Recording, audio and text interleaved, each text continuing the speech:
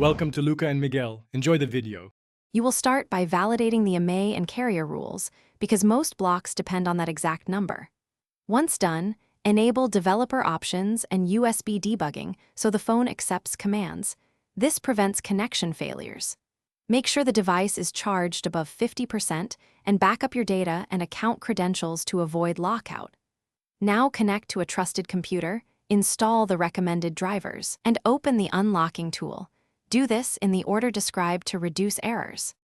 You must request or generate the network unlock code using the AMA, device model, and lock type, because mismatched inputs give wrong codes. Then install reputable unlocking software and confirm firmware region matches the tool's requirements. Otherwise, the code may be rejected.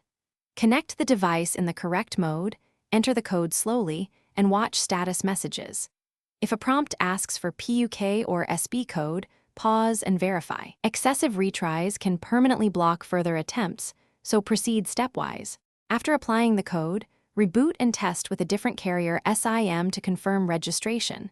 This proves the unlock worked for voice and data. If it fails, collect logs from the unlock tool and the device, then verify the AMA is clean and not blacklisted by carriers, since network blocks override codes.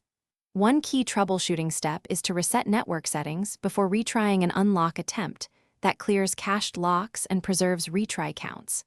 If needed, contact the carrier with the AMA and proof of purchase.